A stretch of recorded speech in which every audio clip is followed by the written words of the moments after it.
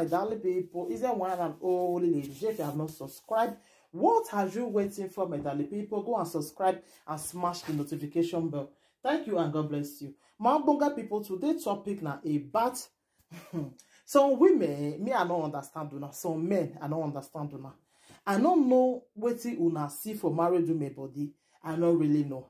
Like this one, it shocked me 10 times. Like seriously, this one shocked me. Some men, me I don't understand some women. You know, say like Benin get their own tradition where be say if woman go shit on the husband, he go outside, they go either before the man go they sick. And so they do it before, but now they don't change and now say the woman go use the head, take carry with he plan. You go use the head carry him. Now so that they do it now. So before they'll be doing maybe say the man or the pikin go they sick, but now the woman something you call the cash out for body, you know. So every tribe they get their own tradition, you know. So Yoruba get their own, Igbo get their own. So people go they say Igbo not get tradition. Igbo not get tradition. This one not get tradition. Now lie, they get. You understand? If don't say Yoruba not get to Yoruba, they get. You know the one with Yoruba the rules they do. Be say if they cash them together, they will come gum together. The man and the woman will gum together. I would say that the rules they do not be that one. So my darling people, I don't want to be the one of my followers sent for me, you know.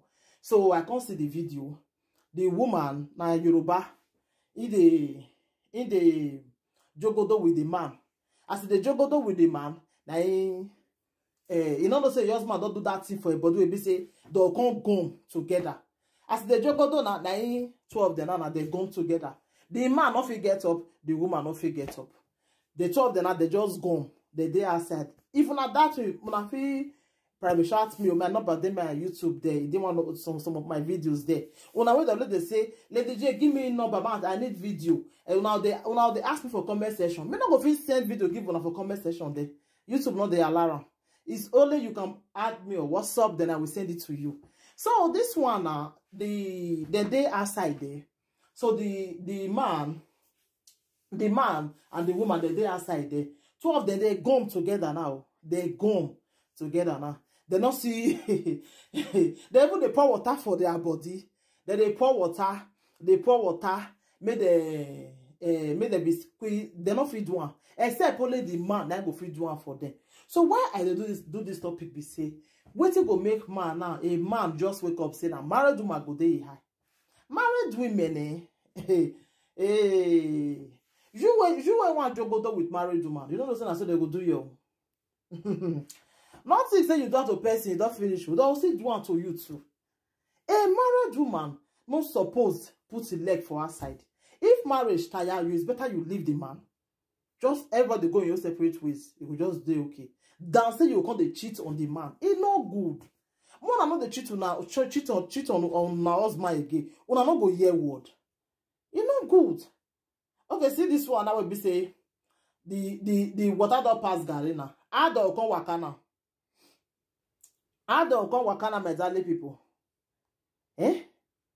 How the woman reason itself now? One go jogodo. Now 12 and adult come together now. How you can't reason yourself now? Tell people now say, see what you go do to yourself. Now wow, my darling people. Now wow, really, because this one it shocked me. This one shocked me. If marriage tire you, it's better you leave the man. It's better you leave the man than you go to cheat. You get one woman for a place only for come. You go cheat on the husband. And want to begin the cash out for body. You begin the cash out for body. They come ask her, well, confess, because not be those days ago. Those days where you say you call the king man, we don't know 1 or 2. Now, not be like that again. She have to come confess. They see what she do, because they don't revise everything. You understand?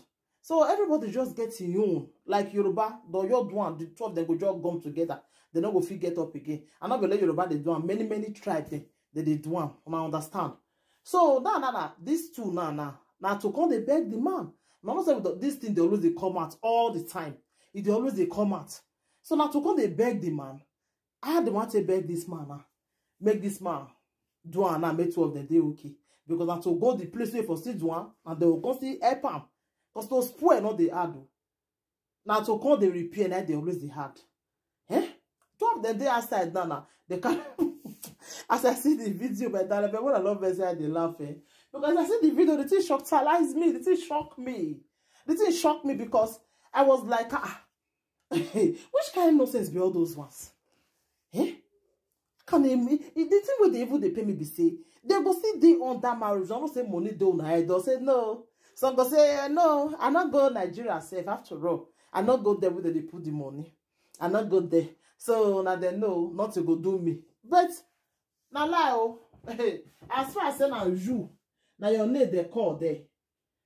My darling people here. I also want to say me sit up for this one. Oh. Maybe you not go Nigeria now that they put money for your head. Now you don't go Nigeria. They put the money for your back. When I think say if this of the can't get problem, say not go affect the woman. If you go the way never return the buy price. My darling people, I want more like me contribute for this one because some people they always the reason and say after I not go Nigeria.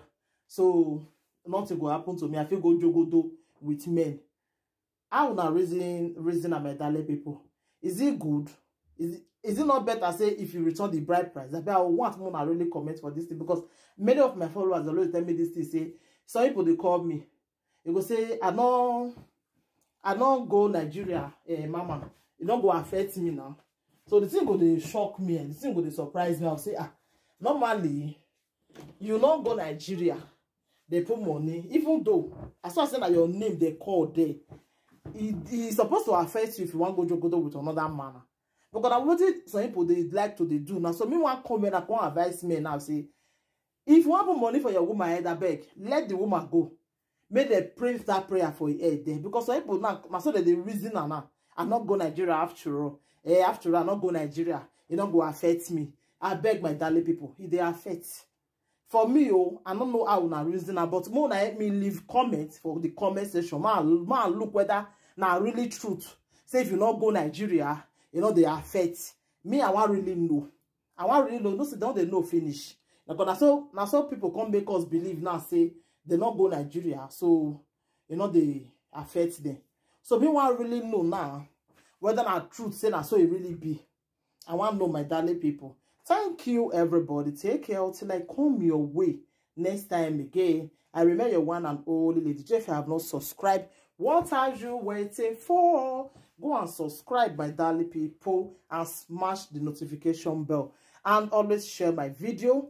Share it to your community. Share it to your friends.